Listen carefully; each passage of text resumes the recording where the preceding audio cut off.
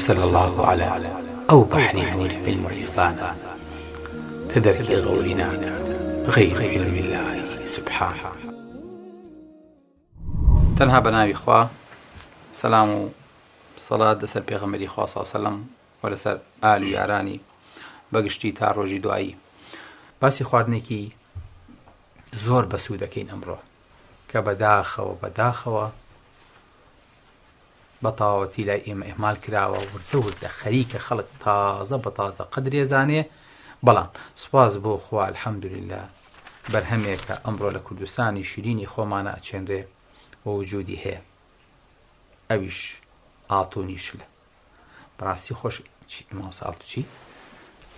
بەڵێ ئاڵتوونی شل. یعنی چی ئاڵتوونی شل؟ یعنی ئەمەی کە ئێستا کەنە لە بەردەستی ئێمەیە ئامە ئاڵتوونی شلە. کوێزانێمە چییە؟ خۆشەویستەکانم ئەمە زەیتی زەیتونە.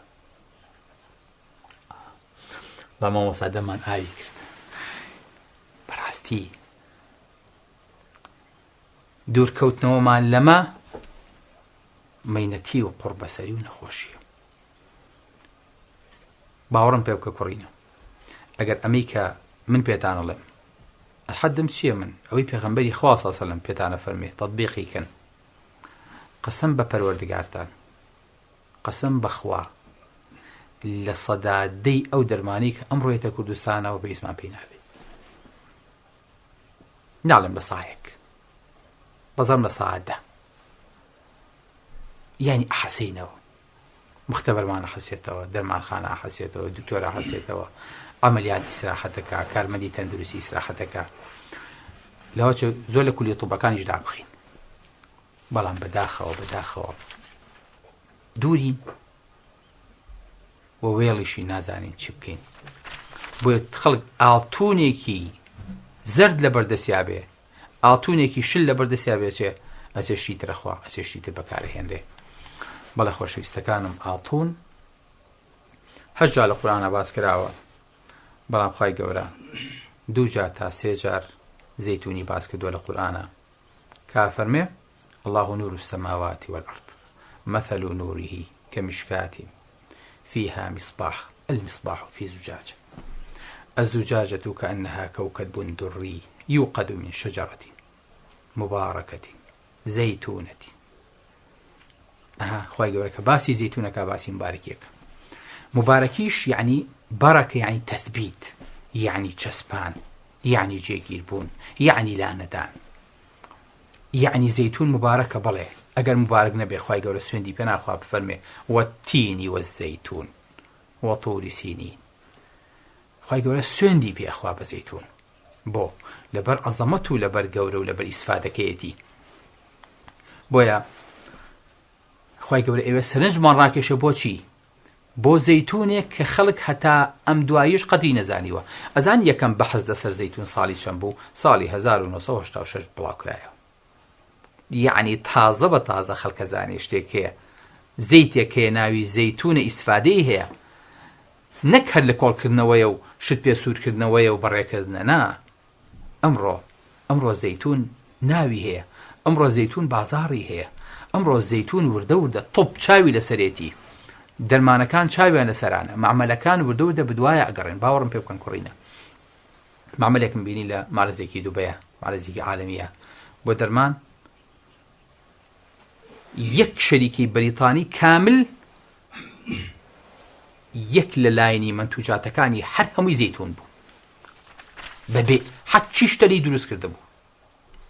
تەسەووری ناکەیت حەچی ئینسان پێداویستی هەی بوو لە هەر لاینێکا سیرتەکە سیرەکرد ئەو لە زەیتونە، بەرهەمێکی زەیتون، ناواخینێکی زەیتونی دەرهێنا بوو، کردوی بە دەرمان و چارەسەری پێکرد.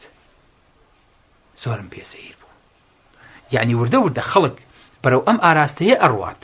ئێمە بەداخەوە هەرە زانین زەیتون بیکەین بەسەر شتەوە یاخود وەکو مقەبیلات بەکاری بێن. ناخۆشەویستەکانم، چاکترین زەیت کە مادەکەی تێک نەچێ و نەبێ بە زیان بۆ ئینسان زەیتی زەیتونە کە بتوانێت شتی پێسوور کاتەوە، نەقیمە غیزایی خۆی تێکەیە، نەقیمە غیزایی ئەو مادەی کە تیا سوورەکرێتەوە. لەبەرەوە ئەگەر کە ڕۆنیشتان کرد لەمە دووە هەر بە زەیتی زەیتون سووریکەنەوە ئەگەر لە تواناتانە هەبوو. ئەو نەمادەیەکی بەسوودە، یعنی ئەم هەموو خاشاکەی کە لاشی ئێمەیە کۆ بێتەوە، ئەم هەموو کۆلیسترۆڵ و ئەم هەموو چەوریی کە لەشی ئێمە پەراسێنێ خۆشەویستەکانم هەمووی دەرکەوتنەوەمانە لەوە. بۆیە ئەمڕۆ زەیتون نەک مادەیەکی خۆراکی، حەزەکەمەوە باش بزانن مادەیەکی تەجمیلە.